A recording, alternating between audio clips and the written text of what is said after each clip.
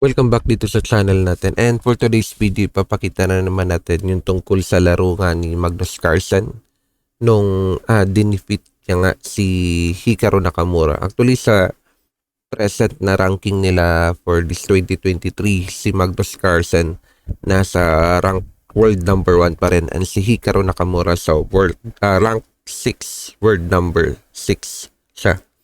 Si Hikaru from the US, and alam naman natin kung taga saan yan si Magnus Carlsen.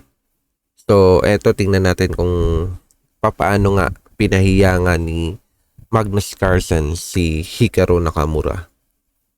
Eto na. World number 2 at that time, and the first being HIKARU Nakamura in the Blitz rankings. Two fierce rivals would face off each other in the finals. The World Blitz 2019 had HIKARU and Magnus. So, during this time, ang pinakamagaling sa Blitz this time is si Hikaru Nakamura. Lalo-lalo na din sa online. But then, dito tingnan natin kung paanong paraan nga ginawa ni Magnus Carlsen kung paano niya pinahiya si Hikaru Nakamura. In a deadlock with 16.5 points each. The championship would be. So, eto makikita natin, it's tapos na yung kanilang final round. Kaya lang during sa final round, kita natin na pareho sila 16.5 points. So, magkakaroon ng tiebreaker for them. Decided in a two-game playoff. The first game saw Magnus hold Nakamura's Rui Lopez to a draw. The second game of the decider would see Magnus deliver one of the. So, eto nga, binigyan sila ng 2 games. So, sa first game, tabla sila. So, eto yung second game. Dito pinahiya ni Magnus Carlsen si Hikaru Nakamura. Nastiest blows ever. Stick with us to see the move that destroyed Hikaru Nakamura. Magnus opens the match with d4. Hikaru responds with knight f6, knight f3, p4, and we have bishop to c4. This is the London opening which Magnus has deployed successfully in London opening ang kanilang ginagamit dito. The tournament prior to the playoffs. Hikaru challenges the center with c5, to which Magnus responds with e3. e6 knight to d2, and Hikaru offers his dark squared bishop for Magnus. Magnus accepts the trade and Hikaru takes with his queen. Magnus captures the c-pawn and Hikaru takes with his queen. Magnus challenges the center by playing c4. He takes c4 and Magnus develops his bishop, while capturing Hikaru's c-pawn. At just 8 moves, we have a completely new game that has never been played before. While going for these trades and exchanges, it is quite important to note that Magnus often has the upper hand in endgames, and their previous encounters have proved that pretty well. Yes, totoo yan. Ibang klase ang endgame ni Magnus Carlsen. Tingnan ninyo. Yung kanyang mga laro na umabot ng 40 moves and above, tingnan nyo kung gaano kagaling ang kanyang endgame. Wow. Hikaru decides to castle kingside. Hikaru's pieces on the queen side are barely developed, so castling may not be the best of ideas for Hikaru, a decision that will soon cost him. Magnus brings his rook into action, playing rook c1, lining it up with Hikaru's queen. So, credit na lang din sa owner nitong video. So, actually, kinakailangan lang natin magbigay ng reaction for this video. So, thank you. To avoid any nasty discovered attacks, Hikaru moves his queen to safety, playing queen to b7.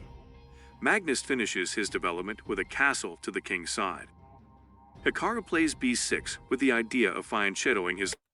So, dito kita natin na binuksan nga ni Hikaru Nakamura ang kanyang b-pawn kasi balak niyang ilagay ang kanyang bishop sa b7. So, at least meron siyang long diagonal and meron ding threat for the knight. Like squared bishop. Magnus responds with queen to d2. Hikaru plays bishop to b7 as expected and stares down the long diagonal towards Magnus' king's side. Magnus plays rook f to d1, bringing both rooks to the center.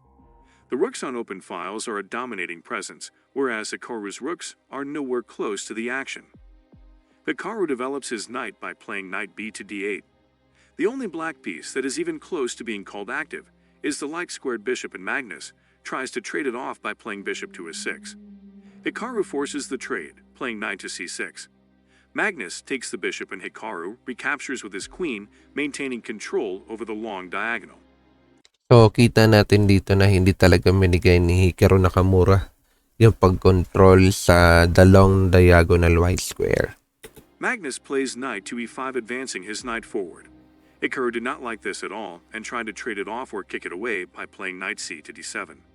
However, Magnus had other plans in mind. Magnus plays queen to f3, offering his queen for trade.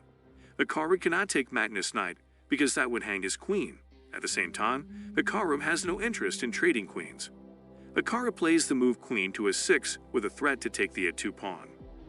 Magnus starts with his killer blows by playing knight to c6. The position seems equal now, but it's just a matter of time till the plan comes along. While giving up the a2 pawn, the knight would be able to cover the b8 and d8 squares, which are potential squares for Hikaru's undeveloped rooks. If Hikaru plays rook to c8, Magnus can respond with the killer move, knight to b7, forking the king and the rook. To avoid this in advance, Hikaru would play king to h8. Magnus decides to bring his other knight into attack by playing knight to c4. Hikaru would think for a while, and with a tinge of hesitation would take the pawn with his queen. Magnus would play g4 to soon kick out Hikaru's knight. Hikaru plays knight to c5, creating an escape route for his knight. So, kita natin dito binigay nga ni Magnus Carlsen ang kanyang e-pawn. And tignan natin kung ano mangyayari dito. Magnus plays knight to d6. This means neither of Black's rooks has any place to move. It seemed as if Hikaru gave... So, yun nga, ang kapalit nung pagkain ni Hikaru Nakamura ng pawn ni Magnus Carlsen sa e-file is wala nang madadaanan masyado ang rook o yung double rook ni Hikaru Nakamura. So, kita naman natin na binabantayan ng dalawang knight. Up defending as he launched his own attack, playing knight to b3. A desperate move to get the Sobrang game back, lakas yan. but he just shot himself in the foot. Magnus plays rook to c2, queen to a4. Things would only get worse for Hikaru. Magnus plays rook to c8, targeting the queen once again. Hikaru moves the queen to safety. Magnus plays g5, kicking Hikaru's... So, dito yung nagsimula na ang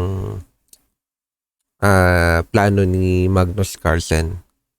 Kasi kanina pa lang, iniisip niya na kung paano niya checkmate si Hikaru Nakamura. Kaya binigyan niya ng daan na mapalayo ang queen ni Hikaru Nakamura. Habang hindi niya napapansin na inaatake na pala ni Magnus Carlsen ang king side ni Hikaru Nakamura.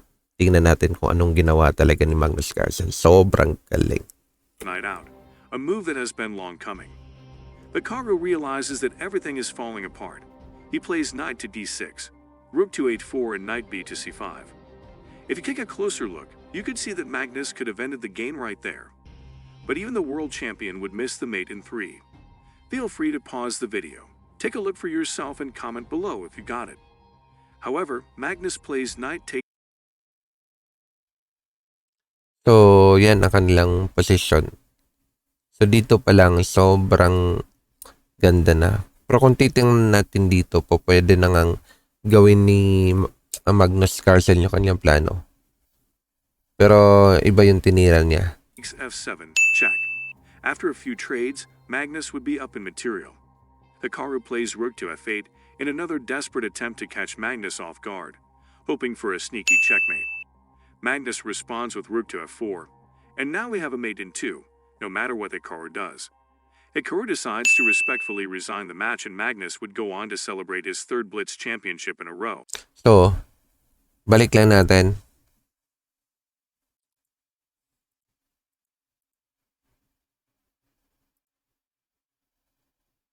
So, tingnan natin dito kung anong ginawa ni And now we have a mate in 2, Magnus. no matter what Hikaru does. Hikaru decides to respectfully... So, yan ang kanilang